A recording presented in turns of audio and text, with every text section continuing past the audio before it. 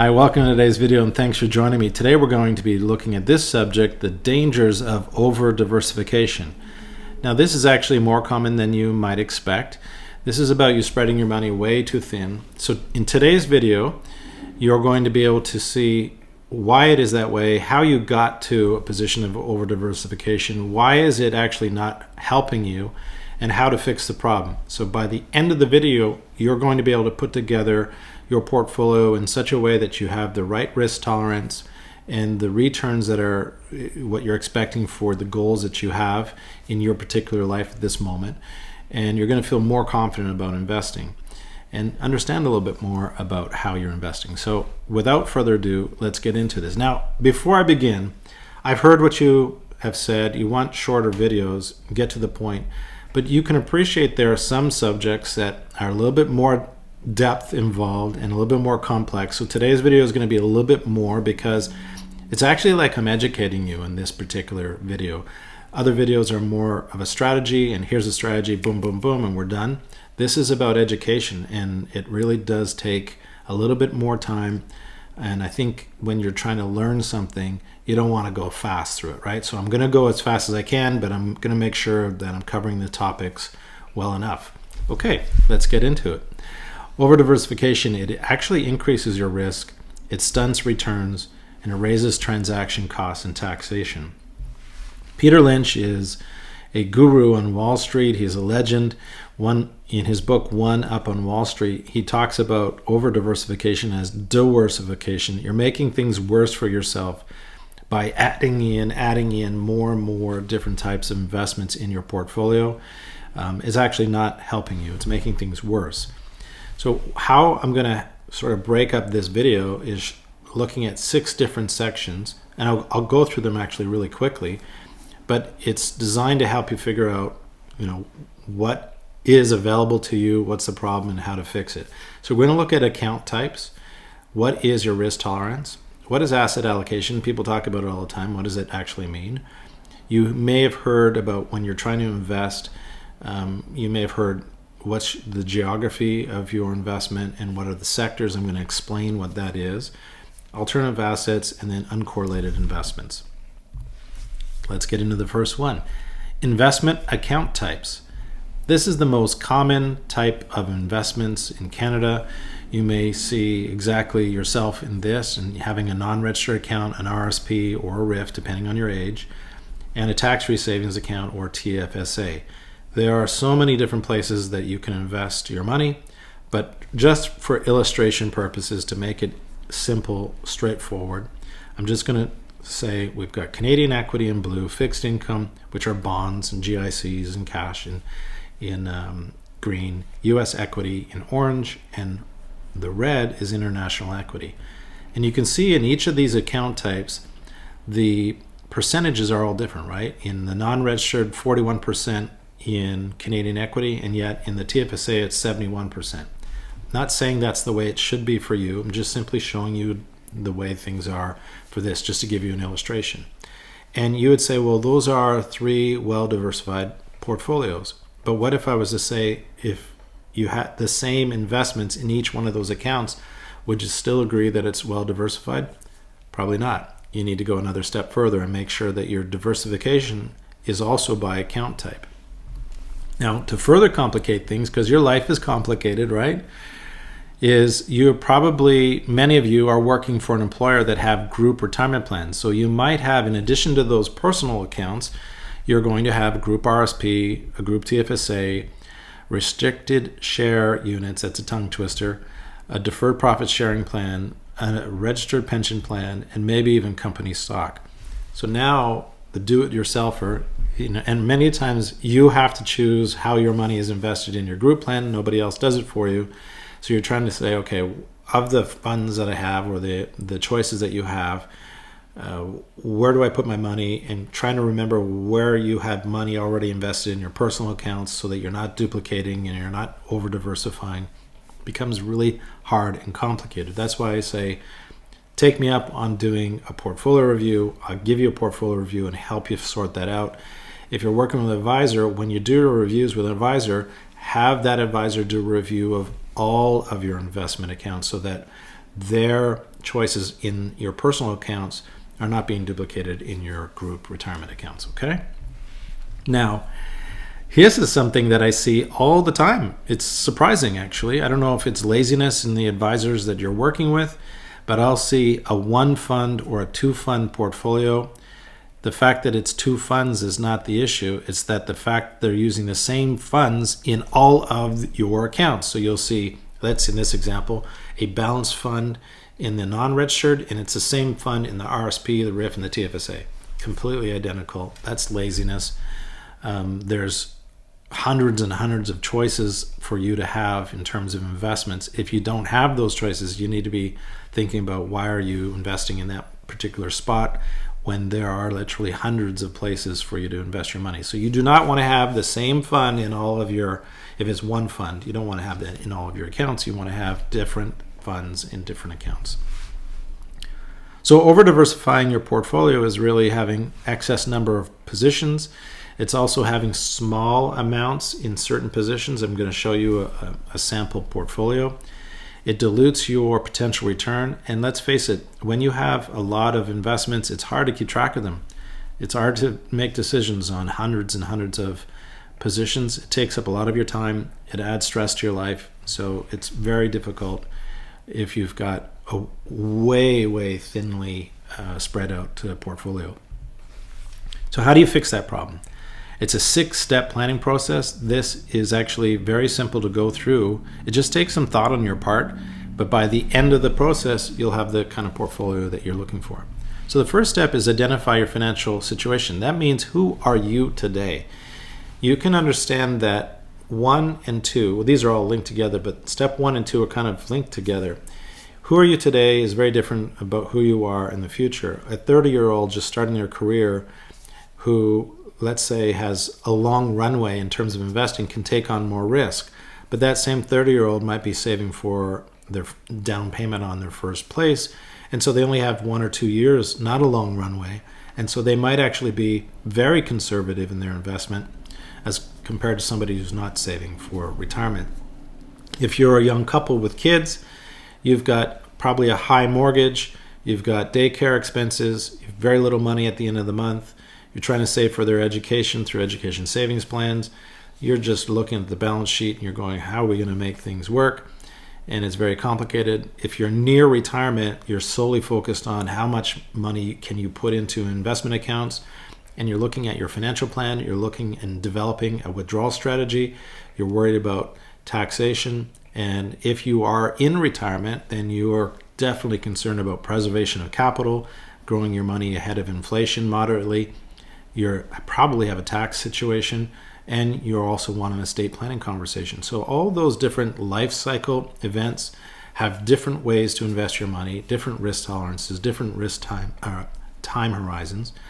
And so that leads you to step 2, determining your financial goals. You can appreciate all of those life cycles have different goals, and you need to figure out what is the best suitable investment, which is step 3, that fits your goal for who you are today and a little bit into the future. But you can also think about, well, I also need to plan for my long-term future. So you have these competing goals. I need to save for a down payment on a house, but I also need to save money for my retirement. So 2 different time horizons, 2 different risk tolerances, 2 different kinds of investments likely. Then you have to identify alternatives. Now, what do I mean by alternatives? I'm not talking about alternative investments. I'm talking about the cost of investing. When you go to make a decision about investing in something, it comes at a cost of somewhere else where you could have invested. So what you want to do is, it's not just saying, okay, what is this risk tolerance? What is the return expectation of this one investment? But balance that or compare it to other opportunities that you have. So you say, look, there are hundreds of different funds you could be in, or different stocks or bonds or GICs, all kinds of different investments. What is this one decision? How is that compared to the other decisions I could be making with my portfolio? So that's what I mean by evaluate your alternatives. The next one is create a financial plan. I could move that right to the beginning. the first time you put a dollar into an investment, you ought to have a plan. You got to know what is it you're investing in, why are you putting it in an RSP, why are you putting it in a tax-free savings account, what is your withdrawal strategy? If you keep doing this, what's the time value of money expectation of your investment? How is the money going to be pulled out of your portfolio at a certain period of time in your lifetime? What does that look like taxation? Are there other ways? That's where you get to explore other ways to figure out, could I be doing something different that would have a better outcome with less risk? So that is the reason why you do a financial plan, and it's worthwhile to start talking to an advisor as soon as possible. Then you review, reevaluate, and monitor the plan. So what's working, what's not working, tweak it, fix it, and move on. I want you to think of this 6-step process as being very elastic. As your life is changing and new things are coming in your life, new situations, some are good, some are bad, and you have to be elastic, right? You need to adapt and move through your life. Well, the way you invest your money also has to be elastic. You need to adapt and change. Economy is changing, different financial situations around the world are changing. So it's not just only about you. You have to consider how to structure a portfolio to be very elastic and be able to move in any direction. I don't mean one day to the next. We're not talking about day trading. We're just talking about having the ability to not be set in your ways and saying, this is how I'm going to invest. You actually want to be a little bit elastic about being able to move your money around in a different way. So let's look at diversification mistakes. I'm going to share with you now this slide. And obviously it's not a statement. I just put it together to illustrate your point. Take a look at your own statement, your investment statement, and have a look at the positions that you have. So those are on the left-hand side in my example, and the market value. I'm not putting book value and all that stuff. We're not talking about what kind of income it is. I'm just saying, very simple point here is that you have, in this case, I don't know, I think there's 14 examples. Maybe you have 140 different positions. And when you have too many, you're now spreading your money too thin. So think of the dollar amount that you have in each position. If it's really low, you're probably not helping yourself out. And I'm going to explain that, the math behind it. So you've got ABC Corp, 25,000, a Canadian Balance Fund, 30,000, Canadian Dividend Fund, 28,000, kind of like everybody's portfolio right now, right? And then you got XYZ Corp. It was a position you took, you've lost some money, and you're having difficulty deciding whether you should drop that particular investment. You don't want to realize the loss. And then you've got ZXY Corp. It's 300. You actually wanted to keep that because you have some kind of affinity to that. It's something that you always liked that company. They're struggling, and you don't want to offload it because it's somehow you believe in it. You want to keep it. You've got an Energy Corp, 22,000. You've got a Mining Corp. This mining, you saw something in the news or you read it in a magazine, and you said, wow, that looks like a great opportunity. It never materialized.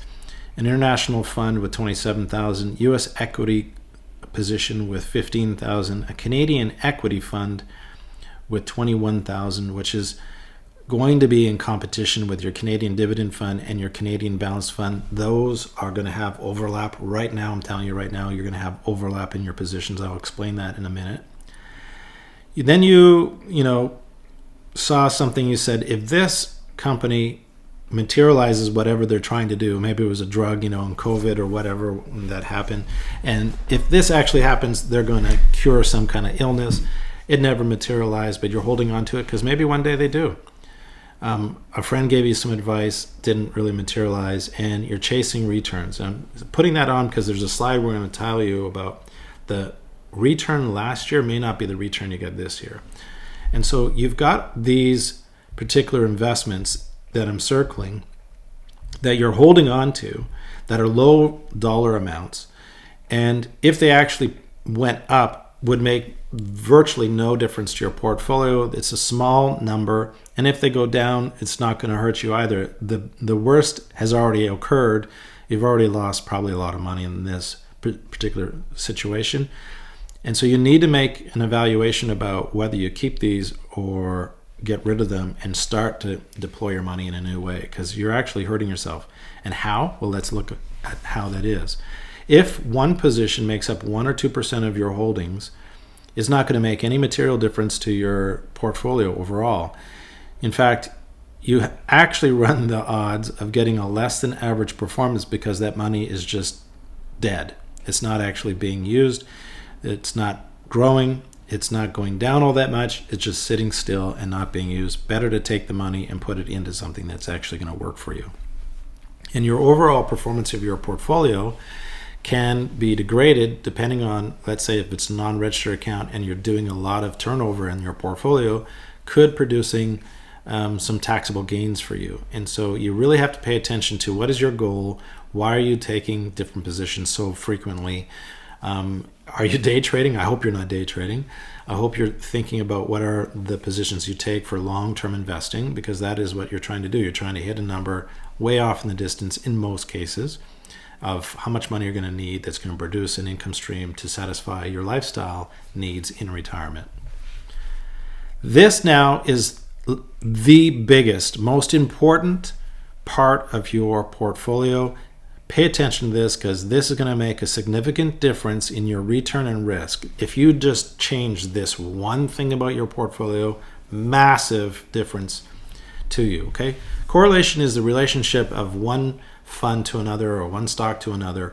And so you want to know, are you actually have any overlap in your positions? So the way you look at this is on the right-hand side are some funds. Okay, that's what this fund has. This portfolio has all these funds, eight funds. And so you want to know, what is the relationship of fund 1 to fund 2, from fund 1 to fund 3, okay? So let's look at the grid beside us. Below the grid is a degree of correlation. Anything dark blue or light blue, you don't really want. Anything gray or colorful is what you're looking for in a portfolio. So if we look at this, if you go down and you say row 3, column 2, where they intersect is 0.9. That means fund number 3 on the right-hand side is 90% correlated to fund number 2. That means the underlying securities in those funds are 90% the same. If you look at row 5 and column 1, 88% of those underlying securities in those two funds are identical. So you can see here, I mean, even row 8 and column 3, 93% of those underlying securities in those funds are identical. So this is a poorly constructed portfolio. You would look at this, if you just saw these funds by themselves, you say, wow, look, you've got Canadian Balance, you've got Global Asset, you've got something North Star, it doesn't really tell us what that is. We've got True North, again, is it North America? Canadian Growth, Emerging Markets, Global Equity. So you can see by some of the names, you can kind of figure out what they are. But when you dig into what's inside of those funds, you realize that these funds are highly correlated to one another, which means you're paying a fee in each of those funds, or you're paying a fee to an advisor, and they're buying, or you have invested in funds that are identical. So what's ever happening in one fund is probably going to happen to another. So a negative return in one fund is also probably going to have a negative return in the other fund. So the probability of you losing money in this portfolio is high because you have highly correlated funds. You want funds that are uncorrelated to one another, and I'll share with you an example of that in a second. Well, here you go. Here is everywhere you could be invested. Now, I said before, one of the places we look at is asset allocation. That's the white area with the line going through. Asset allocation funds are just looking at the relationship of fixed income to equity. And they don't try to go for high returns, and they try to minimize large negative returns. So they're trying to get middle of the road returns. So if you're in asset allocation funds, they're trying to get you a reasonable rate of return without taking on too much risk. And why I'm saying before about when you invest in one thing, next year it may not be the best investment. So look at this example of a REIT. In 2021, the return was 41%, but the following year it was a negative 25%. There are examples all over the page on this particular way of looking at it. So just because something did well last month or last quarter or last year doesn't necessarily mean it's going to continue to be the best performing asset. So you always have to be, remember that being elastic, you always have to be prepared to change out your positions.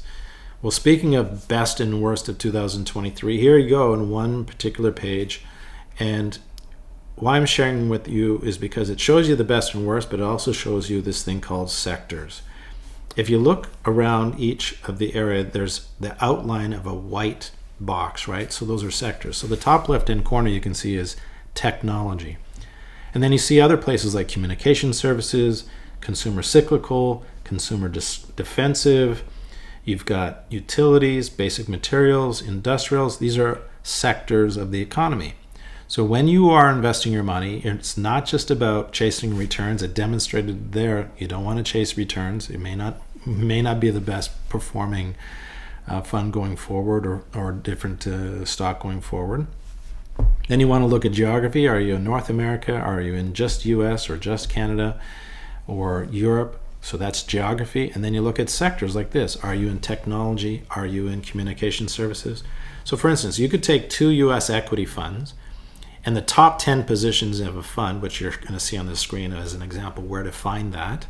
You can see one that says technology is the top weighted position in the fund, and then you can see in another fund where it might be something else completely different because the sector weightings are different. So even though they're both US equity, but they're diversified by their sectors, okay? So there's another layer of how to be well diversified but not over diversified. So how do you fix over diversification? You still with me? We're almost done. There's a rule of thumb. The rule of thumb is you take your age minus 100, and that equals the amount of equity you should have in your portfolio. So a 60-year-old today should have 60% equity, 40% fixed income. That happens to be, by the way, a balanced portfolio. And so it's something that you have to pay attention to because it's a rule of thumb. And you have to go back to that 6-step process that I showed you where even though your age says this amount of equity, depending on your circumstances, you might need to switch that out and make it lower because your time horizon is a lot less, in which case you would need more fixed income and less equity. So you have to balance this rule of thumb against where you are in your life and what's going on. So you want quality over quantity. I want you to think of, I'm going to tell you how much quantity is actually the optimal amount. But you want better investments, not good investments. You want better investments in your portfolio. Keep it simple. If you can't explain to somebody how you're invested in under a minute, you're probably doing something really complicated.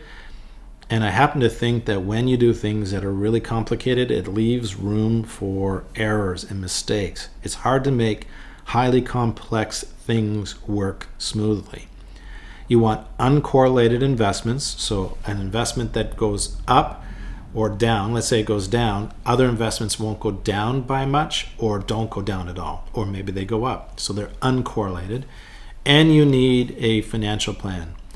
I keep saying it, it's so important. You're going to be really happy about getting a financial plan because you're going to know exactly where you should put your money and what to expect. Anxiety levels really go and your confidence level goes high actually.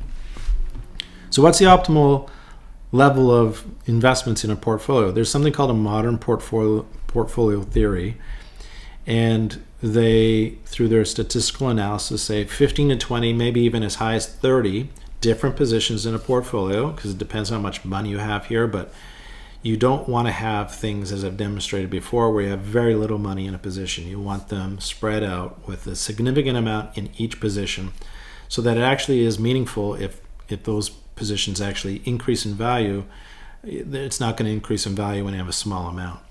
But look what happened here, the mathematics behind this. When you increase the number of positions beyond 20 or 30 positions, even as high as 1,000 positions, you're only reducing the risk of your portfolio by 0.8%.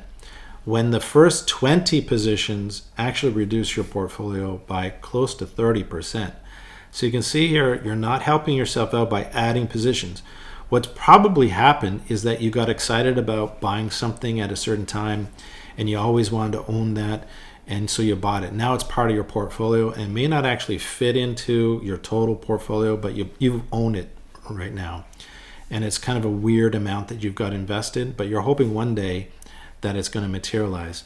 You cannot allow your money to sit idle and hope that one day it's going to go up. You need investments that are, I say predictably, but that show that they have a trend line of moving forward at the rate that you need it to move so that you can have all of your lifestyle goals met.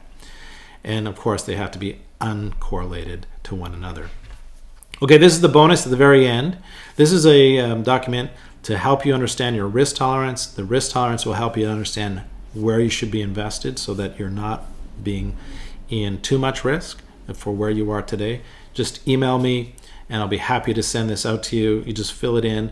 But what you have to do is for each investment type, so for your RSP, you do one risk tolerance questionnaire. And then for your TFSA, do another, because your risk tolerance by account type could be very different from one another. Your RSP may be way off in the distance in terms of timeline, so you can afford to take on more risk than compared to, say, your non-registered portfolio, where you might be taking money out of that each year to satisfy some near-term expenses, and so your risk tolerance may not be as aggressive as your RSP would be. Does that make sense? So do a risk tolerance for each account type.